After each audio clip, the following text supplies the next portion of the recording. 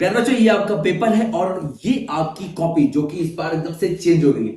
अब इस पेपर को, इस कॉपी में किस प्रकार से हम लोग लिखने वाले हैं, इसको मैं आपको बताने वाला हूं। तो भैया एक बात जान लेना, इस बार कॉपी एकदम से डिफरेंट है, लेकिन ये कॉपी आपके लिए इसलिए अच्छी है क्योंकि आप इसी तरह की कॉपी में हमेशा लिखते हो। अब किस प्रकार से क्वेश्चन को अच्छे से सॉल्व करना है, आइए हम लोग देखते हैं। तो जैसा कि यहां पर हम देख रहे हैं कि हमारे पेपर में, यहां पर पेपर में देखो बेटा, ये खंड बा वर्णात्मक प्रश्न है, उपखंड का है और इसका पहले का यानी ओम का नियम क्या है, जो कि 2 नंबर का है। अब जब इसको हम यहां पर लिखेंगे तो पहले सेम ऐसे उपखंड का वर्णात्मक प्रश्न, फिर उपखंड का क्योंकि यहां पे उपखंड का है, फिर इसके बाद प्रश्नोत्तर क्रमांक डालेंगे जो कि हमारा यहां पर है। देन इसके बाद आपको इस साइड लाइन नहीं खींचनी है। वो कॉपी जब लंबी हुआ करती थी तब हम लाइन खींचते थे, अब हमें लाइन इधर नहीं खींचनी है। तो अब हमें डायरेक्ट यहां से लिखना शुरू कर देना है।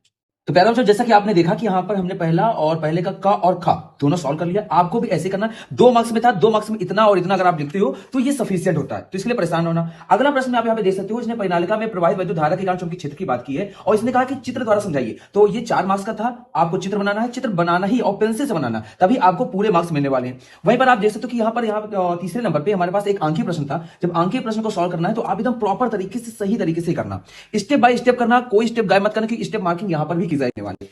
फिर आगे हम बात करते हैं तो यहां पर हमारा ये देखो फिजिक्स का ये लॉन्ग है। अब एक बार देखो यहां पर जब हमारा लॉन्ग एक पेज में कंप्लीट हो जा रहा है, अगर आगे भी जा रहा है तो कोई दिक्कत वाली बात नहीं, अगर इतने में हो जा रहा है तो आप परेशान ना होना, आपको पूरे मार्क्स मिलेंगे।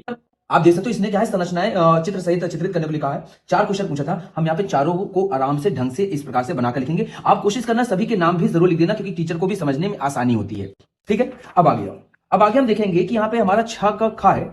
यहां पर इसने कहा था कि संतृप्त और असंतृप्त हाइड्रोकार्बन और निस्तापन, यानी इसमें ये 2-2 मार्क्स के क्वेश्चंस हैं। अब यहां पे जब 2-2 मार्क्स के क्वेश्चन पूछा तो यहां पर एग्जैक्टली आपको भी ये देखो पूरा हमारा संतृप्त हाइड्रोकार्बन असंतृप्त हाइड्रोकार्बन है, यहां पर हमने लिखा। फिर निस्तापन था तो यह निस्तापन छठे का खा है, तो यहां पर हमने देखो छठे का खा डाला और फिर यहां पे निस्तापन लिखा। अब जैसे मैं आपको ये बताना चाह रहा हूं कि अगर किसी कारणवश आप गलत लिख देते हो तो यहां पर देखो मैंने गलत किया हुआ है और काटा भी है, लेकिन आपने नोटिस किया होगा कि आपको फोकस नहीं गया था कि यहां पर कुछ कटिंग की गई है, क्योंकि एक सिंगल लाइन से अगर आप जब कट करोगे तो टीचर का भी फोकस नहीं जाता और आपका काम हो जाएगा। यहां पर निस्तापन था, एक छोटी सी डिफिनेशन होती है, इसको हमने लिखा, यहां पे कंप्लीट हो गया।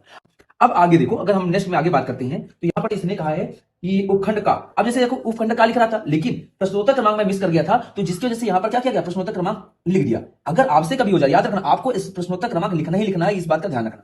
फिर मैंने यहां पर लिख दिया। फिर इसके बाद यहाँ पे तंत्रिका कोशिका हेडिंग डाली क्योंकि यहाँ पे तंत्रिका कोशिका का सचित्र वर्णन करना है। फिर यहाँ पे मैंने चित्र बनाया। चित्र हमेशा आपको इसी प्रकार से पेंसिल से ही बनाना है, इस बात का ध्यान रखना है।